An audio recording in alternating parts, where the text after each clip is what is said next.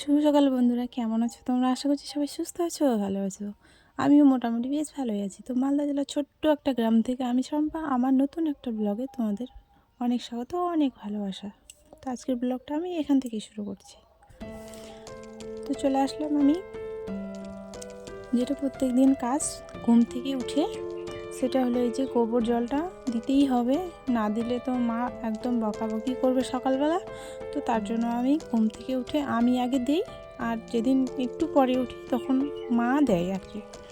তো আমি এই যে ঘর ঝাড় দেওয়া শুরু করে দিলাম। তো ওটা আমাদের ঘর, তো আমাদের ঘর থেকেই আমি শুরু করি। ঘরটাকে ভেতর থেকে ঝাড় দিয়ে বারান্দায় চলে আসলাম। বারান্দা থেকে উঠোনটাও ঝাড় দেওয়া হয়ে গেল, হয়ে আবার বাইরের দিকে যাব ঝাড় দিতে দিতে। তো আমার না কি বলো তো, আজকে একটু ঘুম থেকে মানে সকালেই উঠেছি, আর উঠেই দেখি যে চারিদিক যেন কুয়াশা আর কুয়াশা, জানো। এই যে বৃষ্টিটা যে হলো, এই বৃষ্টিতে না অনেক কিছু ক্ষতি হয়ে গেল, জানো গো। কী বলো তো, এই যে তোমার এইদিকে তোমার গম ছিল, গমগুলো মানে জলের ইয়েতে একটু নষ্ট হয়ে গেল, কারণ এখন পাকা পাকা ভাব হয়ে এসেছিলো গমগুলো। তো ওদের একটু ক্ষতি হলো। আর আলু তো অনেক ক্ষতি হয়েছে। কারণ কি বলো তো, আলু এখন উঠানোর সময়, তো কেউ কেউ উঠিয়েছে, কেউ কেউ উঠায়নি। তো আমরা তো একটা জমি লাগিয়েছিলাম, তো আমরা তো উঠিয়ে নিয়ে নিয়েছি, বা ঘরেও রেখে দিয়েছি আলাদাভাবে। আর যাদের আছে তাদের চিন্তা, আমাদের কিছুই না। তবুও মানে দেখতে খারাপ লাগে, ঠিক আছে। অনেক টাকা খরচা করে সবাই ফসল ফলিয়েছে, জমিতে চাষ করেছে আর কি। তো জল পড়ে না মানে আলুটার এই কালার কি না ডিসকালার হয়ে যাবে, দামটা খুব একটা পাবে না। তো চলো বন্ধুরা, আজকের ভিডিওটা আমি এখান থেকেই শুরু করছি। অনেক বক বক করছি। আর এইদিকে তোমার এই যে আমার হাঁসের বাচ্চাগুলো মা মানে পুকুরে ছেড়ে দিল। তো বেশি না গো, 1000 টাকার বাচ্চা কিনছি। এই প্রথমবার হাঁস পালন করতে মানে মনটা চাইলো, তো তার জন্য হাঁস মা কিনে নিয়ে এসছে, আমার যাওয়া হয়নি, নাহলে তোমাদের অবশ্যই আমি হাটটা শেয়ার করতাম। আর এইদিকে দেখো যে মন্দিরের কথা আমি সব সময় বলি, কারণ আমাদের এখানে দুর্গা মন্দির আছে স্ট্যান্ডে, আর এটা হচ্ছে আমাদের গ্রামের, ঠিক আছে, জমির মাঝখানে আর কি। তো এই যে দেখো মন্দিরটার কাজ চলছে গো, চলছে। তো মোটামুটি কাজ হয়ে গেছে, সকালে সব কাজকর্ম তো হয়ে গেছে। তো একটু জমিতে গেছিলাম, ওইদিকে তোমার রসুনগুলো উঠাচ্ছে মা আর মেশো, ওটাই দেখতে গেছিলাম কত দূর হলো ওঠা আর কি। আর আজকে জানো তো প্রচণ্ড ঠান্ডা পড়েছে, এই যে চাদর নিয়ে নিয়েছি আবার গায়ে। কয়েকদিন ঠিকই ছিল ঠান্ডাটা, তো ঠান্ডা পড়লে না আমার খুব অসুবিধা হয়ে যায় জানো।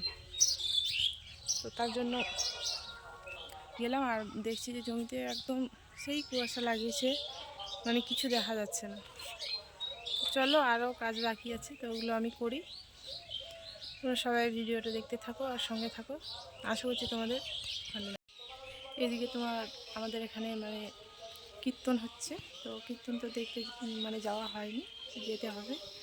আজকে যাব ভাবছি। তো বিকেলবেলা একদম সব কাজকর্ম করে গরু ছাগল সব ঢুকিয়ে দিয়ে সন্ধ্যা দিয়ে তারপর যাব। তো কখন আসবো ঠিক নাই, কারণ 2-3 দিন হয়ে গেল। তোমরা হয়তো শুনতে পাচ্ছ মানে কীর্তনের আওয়াজটা ভেসে ভেসে আসছে, তো ভালোই লাগছে শুনতে, খুব একটা খারাপ লাগছে না। তো আমাদের এখানে কীরকম কীর্তন বলো তো, যদি একবার চালু হয় কি না, তো মানে লোক পাল্টাবে কিন্তু গান বলতে কীর্তন আর মানে থামবে না। তো যতদিন হবে 3-4 দিন হয়তো হবে। তো তার জন্য একরকম একবার শুরু হলে সারাদিন সারা রাত একরকমই কীর্তন মানে হয় আর কি। তো 2 দিন হয়ে গেছে, তো আমার যাওয়া হয়নি, তো আজকে আমি যাব। তো তোমাদের যদিও পারি একটু দেখানোর চেষ্টা করব। আর এইদিকে তোমার মা চা করেছে, তো আজকে সকালটা চা আর মুড়ি খেয়েই হবে আর কি। আমি বলেছি না, মেশো যখনই আসে তখনই আমাদের চা মুড়ি খাওয়া হয়, আর না আসলে আমরা সেরকমভাবে খাই না। আর এই দিকে দেখো আমি দুপুরে রান্না বান্না মানে করতে চলে এসেছি। তোমার ওগুলো না বেগুন, ঠিক আছে, বেগুনগুলো নাম হচ্ছে পটল বেগুন, ঠিক আছে। মানে আমার একটা ননদের নতুন বিয়ে হয়েছে, তো ওদের বাড়িতে তোমাদের দাদাভাই গেছিলো, তো ওকে দিয়ে মানে পাঠিয়েছে ওই বেগুনগুলো, ওদেরই মানে বাড়িতে লাগিয়েছে। আর এইদিকে দেখো তোমার ভাত রান্না করছি আজকে আমি, বেগুন ভাজি করব। আর তোমার ডিম সেদ্ধ করব, আর হচ্ছে তোমার ডিমটা রান্না করব তোমার আলু দিয়েই মানে সেদ্ধ করতে দিয়েছি, ভাতে সেদ্ধ করতে দিয়েছি, ঠিক আছে। তো তার জন্য আলাদা করে আমি ডিমগুলো আলাদা করে সেদ্ধ করতে দিলাম। আলুটা একটু বেশি সেদ্ধ খাই, তার জন্য আমি ভাতেই দিয়ে দিয়েছি। আর এদিকে তো মশলাটাও আমি করে নিলাম। ওইদিকে আমার মেয়ে ডিমগুলো মানে ছিলে দিয়ে গেছে, দেওয়ার পরে এখন ওইদিকে হচ্ছে তোমার বেগুন ভাজিটা হয়ে গেছে। হয়ে যাওয়ার পরে এখন আমাকে করতে হবে কি, ডিমের ঝোলটা করতে হবে। ডিমের ঝোলটা বাকি আছে। তো তোমরা কে কোথা থেকে ভিডিওটা দেখছো, তো সবাইকে আমি বলছি প্লিজ সবাই একটু আমাকে সাপোর্ট করো,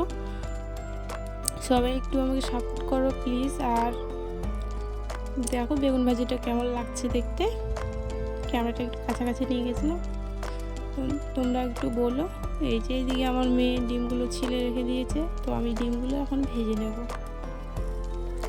ভেজে উঠে নেওয়ার পরে তারপরে আলু পেঁয়াজ যত কিছু আছে। তো জানো গো, আজকে ভুল করে আমরা ডিম খেয়ে নিয়েছি, পেঁয়াজও খেয়ে নিয়েছি, কারণ আমাদের এখানে কীর্তন হচ্ছে না, তো আমাদের এখানে পুরো গ্রামটাই সবাই নিরামিষ খাচ্ছে জানো।